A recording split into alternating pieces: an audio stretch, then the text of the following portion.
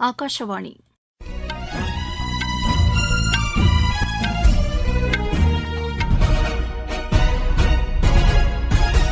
செய்திகள் வாசிப்பவர் வடிவழகி கபிலன். தலைப்புச் செய்திகள்: மக்கள் இயற்கையோடு இணைந்த வாழ்க்கை முறையை கடைபிடிக்க வேண்டுமென்று குடியரசுத் தலைவர் திருமதி திரௌபதி முர்மு கேட்டுக் கொண்டுள்ளார். பிரதமர் திரு நரேந்திர மோடி ரஷ்யா, ஆஸ்திரியா நாடுகளுக்கு 3 நாள் அரசுமுறை பயணமாக இன்று புறப்பட்டுச் சென்றார். ஜார்க்கண்ட் முதலமைச்சராக மீண்டும் பதவியேற்றுள்ள திரு ஹேமந்த் சோரன் அரசு மீதான நம்பிக்கை வாக்கெடுப்பு மீதான விவாதம் தற்போது அம்மாநில சட்டப்பேரவையில் நடைபெற்று வருகிறது. தமிழகத்தில் விக்கிரவாண்டி சட்டப்பேரவை தொகுதி இடைத்தேர்தலுக்கான பிரச்சாரம் இன்று மாலையுடன் நிறைவடைகிறது. மும்பை மற்றும் அதன் சுற்றுப்புற பகுதிகளில் பெய்த கனமழை காரணமாக அங்கு மக்களின் இயல்பு வாழ்க்கை பாதிக்கப்பட்டுள்ளது. இனி விரிவான செய்திகள். மக்கள் இயற்கையோடு இணைந்த வாழ்க்கை முறையை கடைபிடிக்க வேண்டுமென்று குடியரசுத் தலைவர் திருமதி திரௌபதி முர்மு கேட்டுக் கொண்டுள்ளார். 4 நாள் பயணமாக ஒடிசா சென்றுள்ள அவர் பூரி கடற்கரையை இன்று பார்வையிட்ட பின்னர் அவர் வெளியிட்டுள்ள சமூக வலைதள பதிவில் இயற்கையை மாசுபடுத்தக்கூடாது என்றும் அதற்கான விளைவுகளை பருவநிலை மாற்றங்கள் மூலமாக நாம் எதிர்கொண்டு வருகிறோம் என்றும் கூறியுள்ளார். உலகின் 70% பகுதி கடல் நீரால் சூழப்பட்டுள்ளதாகவும் அதனை பாதுகாப்பதற்கான முயற்சிகளை நாம் மேற்கொள்ள வேண்டுமென்றும் திருமதி திரௌபதி முர்மு அறிவுறுத்தியுள்ளார். ஒடிசாவில் புகழ்பெற்ற உதயகிரி குகைகளை குடியரசுத் தலைவர் இன்று பார்வையிடுகிறார்.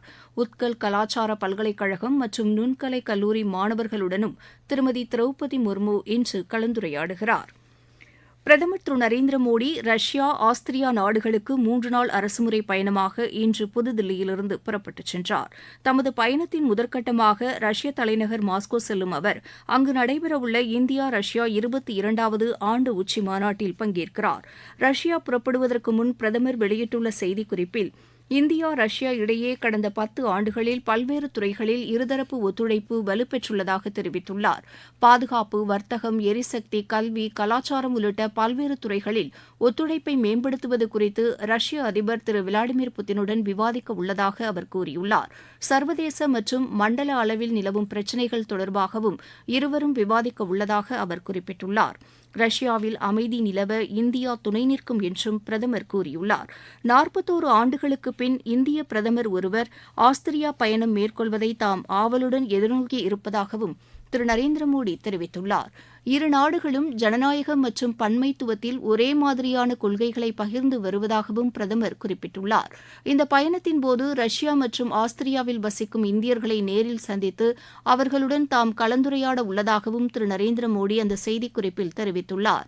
ரஷ்யா செல்லும் திரு நரேந்திர மோடியை வரவேற்று அந்நாட்டு அதிபர் இன்று விருந்தளிக்கிறார். கிரெம்லின் வளாகத்தில் உள்ள போர் வீரர்கள் நினைவிடத்தில் மரியாதை செலுத்தவுள்ள பிரதமர் மாஸ்கோவில் உள்ள கண்காட்சி கூடத்திற்கும் செல்ல உள்ளார். ஆந்திர மாநில பிஜேபி செயற்குழு கூட்டம் இன்று விஜயவாடாவில் நடைபெறுகிறது. மத்திய தகவல் ஒலிபரப்புத்துறை இணை அமைச்சர் டாக்டர் எல் முருகன் இதில் பங்கேற்கிறார். இக்கூட்டத்தில் அம்மாநில பிஜேபி நிர்வாகிகளும் கலந்து கொள்கின்றனர்.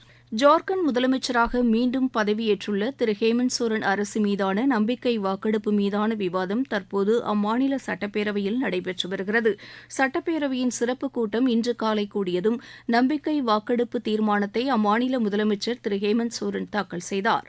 இதன் மீதான விவாதத்திற்கு 1 மணி நேரம் ஒதுக்கப்பட்டுள்ளதாகவும் விவாதம் நிறைவடைந்ததும் வாக்கெடுப்பு நடத்தப்படும் என்றும் சட்டப்பேரவைத் தலைவர் திரு ரவீந்திரநாத் மகதோ தெரிவித்தார். 81 உறுப்பினர்களை கொண்ட ஜார்க்கண்ட் சட்டப்பேரவையில் 5 இடங்கள் காலியாக உள்ளன. தற்போதைய நிலவரப்படி நம்பிக்கை வாக்கெடுப்பில் வெற்றி பெற 39 உறுப்பினர்களின் ஆதரவு தேவை என்ற நிலையில் திரு ஹேமந்த் சோரன் அரசுக்கு 44 உறுப்பினர்களின் ஆதரவு உள்ளது.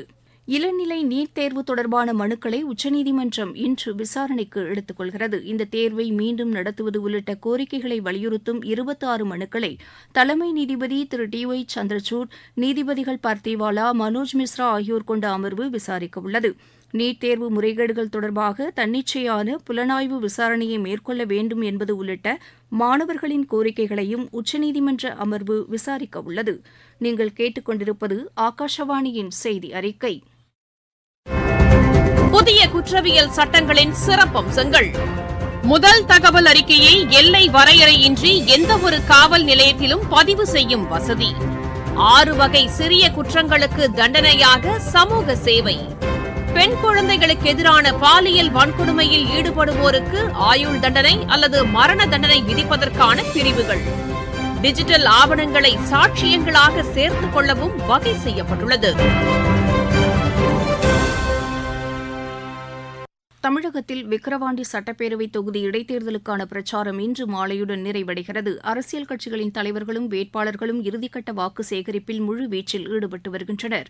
பிரச்சாரம் இன்று மாலையுடன் நிறைவடைவதை அடுத்து தொகுதிக்கு சம்பந்தமில்லாதவர்கள் தொகுதியை விட்டு வெளியேறுமாறு தேர்தல் ஆணையம் கேட்டுக் கொண்டுள்ளதாக எமது செய்தியாளர் தெரிவிக்கிறார். விழுப்புரம் மாவட்டம் விக்கிரவாண்டி முன்னாள் சட்டமன்ற உறுப்பினர் புகழேந்தி உயிரிழந்ததைத் தொடர்ந்து விக்கிரவாண்டி சட்டமன்ற தொகுதிக்கு கடந்த மாதம் 10ஆம் தேதி இடைத்தேர்தல் அறிவிக்கப்பட்டது. கடந்த மாதம் 14ஆம் தேதி வேட்புமனு தாக்கல் செய்யப்பட்டது. இன்று மாலை 6 மணியுடன் தேர்தல் பிரச்சாரம் முடிவடைய உள்ளது. திமுக, பாமக கூட்டணி கட்சி தலைவர்கள் தீவிர பிரச்சாரத்தில் தற்பொழுது ஈடுபட்டு வருகின்றனர். இந்நிலையில் இன்று மாலை 6 மணிக்கு மேல் வெளியூர் நபர்கள் இருக்கக்கூடாது என்றும் பிரச்சாரம் மேற்கொள்ளக்கூடாது என்றும் தேர்தல் ஆணையம் தெரிவித்துள்ளது. வரும் 10ஆம் தேதி காலை 7 மணி முதல் மாலை 6 மணி வரை தேர்தல் வாக்குப்பதிவு நடைபெறும். அனைவரும் தேர்தல் விதிமுறைகளை கடைபிடிக்க வேண்டும் என்று தேர்தல் ஆணையம் கேட்டுக் கொண்டுள்ளது. மேலும் தேர்தல் அன்று மாவட்டம் முழுவதும் ஊதியத்துடன் கூடிய விடுமுறை அளிக்கப்பட்டுள்ளது. எந்தவித பிரச்சனையும் ஏற்படாமல் இருக்க ஏராளமான போலீசார் குவிக்கப்பட்டுள்ளனர். தேர்தல் பணியை அலுவலர்கள் தீவிரமாக தேர்தலுக்கான வேலைகளில் ஈடுபட்டுள்ளனர். விக்கிரவாண்டியிலிருந்து ஜி. சுரேஷ். விக்கிரவாண்டி தொகுதியில் வாக்குப்பதிவு நாளை மறுநாள் நடைபெறவுள்ளது. தேர்தலில் பதிவாகும் வாக்குகள் வரும் 13ஆம் தேதி எண்ணப்படுகின்றன. தமிழக நீர்வளத்துறை மற்றும் ஊரக வளர்ச்சித்துறை கட்டுப்பாட்டில் உள்ள ஏரி, குளம், கண்மாய்களிலிருந்து விவசாயம் மற்றும் மண்பாண்ட பயன்பாட்டிற்கு கட்டணமின்றி களிமண், வண்டல் மண் எடுப்பதற்கான அனுமதியை முதலமைச்சர் திரு மு க ஸ்டாலின் இன்று தொடங்கி வைத்தார். இந்த திட்டத்தின் கீழ் விண்ணப்பித்தவர்களுக்கு அனுமதி ஆணைகளை அவர் இன்று வழங்கியதாக மாநில அரசின் செய்திக்குறிப்பு தெரிவிக்கிறது. சென்னை மாநகர புதிய காவல்துறை ஆணையராக திரு அருண் நியமிக்கப்பட்டுள்ளார். இதுவரை அந்த பதவியில் இருந்த திரு சந்தீப் ரத்தோர் பணியிட மாற்றம் செய்யப்பட்டுள்ளதாக தமிழக அரசு தெரிவித்துள்ளது. கர்நாடகாவின் காவிரி நீர்பிடிப்பு பகுதிகளில் பெய்து வரும் மழை காரணமாக தமிழகத்தின் ஒகேனக்கல் காவிரி ஆற்றில் நீர்வரத்து அதிகரித்துள்ளது. மழை காரணமாக அங்குள்ள அணைகளில் இருந்து தண்ணீர் திறந்துவிடப்பட்டுள்ளதால் இன்று காலை நிலவரப்படி தமிழக எல்லையான பிலிகுண்டுலுவுக்கு வினாடிக்கு 5000 கனஅடி வீதம் தண்ணீர் வந்து கொண்டிருப்பதாக எமது செய்தியாளர் தெரிவிக்கிறார். தருமபுரி மாவட்டம் ஒகேனக்கல் காவிரி ஆற்றில் இன்று காலை 6 மணி நிலவரப்படி வினாடிக்கு சுமார் 5000 கனஅடியாக தண்ணீர் வரத்து அதிகரித்துள்ளது. நேற்று மாலை நிலவரப்படி வினாடிக்கு சுமார் 3000 கனஅடியாக இருந்த தண்ணீர் வரத்து படிப்படியாக அதிகரித்துள்ளது. கர்நாடக அணைகளான கபினி மற்றும் கிருஷ்ணராஜசாகர் அணைகளுக்கு வரும் தண்ணீரின் அளவும் அதிகரித்துள்ளது. இதனிடையே கர்நாடக அணைகளில் இருந்து திறந்துவிடப்படும் தண்ணீரின் அளவும் அதிகரிக்கக்கூடும் என்று எதிர்பார்க்கப்படுகிறது. தருமபுரியில் இருந்து மா. தண்டபாணி. அமர்நாத் யாத்திரை மேற்கொள்ளும் யாத்ரீகர்களுக்காக ஜம்மு காஷ்மீர் சுகாதாரத்துறை குதிரை ஆம்புலன்ஸ் சேவையை அறிமுகப்படுத்தியுள்ளது. ஜம்மு காஷ்மீர் சுகாதாரத்துறை இயக்குநர் டாக்டர் முஸ்தாக் அகமது ராதர், மருத்துவக் கல்வி செயலாளர் டாக்டர் சையத் ஆபித் ரஷீத் ஷா ஆகியோரின் வழிகாட்டுதலின்படி செயல்படுத்தப்படும் இந்த திட்டம் யாத்ரீகர்கள் மத்தியில் நல்ல வரவேற்பை பெற்றுள்ளதாக எமது செய்தியாளர் தெரிவிக்கிறார். உடல்நலக்குறைவால் பாதிக்கப்படுபவர்களுக்கு சிகிச்சை அளிக்க தேவையான மருத்துவ உபகரணங்கள், ஆக்ஸிஜன் சிலிண்டர்கள் போன்றவற்றை எடுத்துச் செல்லும் வகையில் இந்த குதிரை ஆம்புலன்ஸ் திட்டம் செயல்படுத்தப்படுகிறது. நாட்டின் மேற்கு கடலோர பகுதிகளில் அடுத்த 5 நாட்களுக்கு கனமழை முதல் அதி கனமழை வரை பெய்ய வாய்ப்புள்ளதாக வானிலை ஆய்வு மையம் தெரிவித்துள்ளது. வடகிழக்கு, கிழக்கு மாநிலங்கள், உத்தரப்பிரதேசத்தின் பல பகுதிகளிலும் கனமழை பெய்யக்கூடும் என்றும் அது கூறியுள்ளது. அசாம் மற்றும் மேகாலயாவில் வரும் 10 மற்றும் 11ஆம் தேதிகளில் மிதமான மழை பெய்யக்கூடும் என்றும் அந்த மையம் தெரிவித்துள்ளது. இதனிடையே மகாராஷ்டிரா மாநிலத்தின் பல பகுதிகளில் கனமழை பெய்துள்ளது. இதன் காரணமாக பொதுமக்களின் இயல்பு வாழ்க்கை பாதிக்கப்பட்டுள்ளது. இன்று அதிகாலை 1 மணி முதல் 7 மணி வரை மும்பையின் பல்வேறு பகுதிகளில் 30 சென்டிமீட்டருக்கும் கூடுதலாக மழை பெய்துள்ளது. இதன் காரணமாக தாழ்வான பகுதிகளில் தண்ணீர் தேங்கியுள்ளதால் அங்கு புறநகர் ரயில் சேவை பாதிக்கப்பட்டுள்ளதுடன் பேருந்து போக்குவரத்தும் பாதிக்கப்பட்டுள்ளது. கனமழை காரணமாக அரசு, தனியார் கல்லூரி மற்றும் பள்ளிகளுக்கு இன்று விடுமுறை அறிவிக்கப்பட்டுள்ளது. மகாராஷ்டிராவின் மும்பை, பால்கர், தானே உள்ளிட்ட 6 மாவட்டங்களுக்கு மிக கனமழை எச்சரிக்கை விடுக்கப்பட்டுள்ளது. ஜப்பானின் மேற்கு ஒகாசாவாரா தீவுகளில் இன்று அதிகாலை நிலநடுக்கம் ஏற்பட்டது. இது ரிக்டர் அளவில் 6.3 பதிவானது. தமிழ்நாடு பிரீமியர் லீக் கிரிக்கெட் போட்டியில் இன்று நடைபெறும் ஆட்டத்தில் திண்டுக்கல் அணி சேலம் அணியை எதிர்கொள்கிறது. சேலத்தில் இப்போட்டி இரவு மணி 7:15க்கு தொடங்குகிறது. மீண்டும் தலைப்புச் செய்திகள்.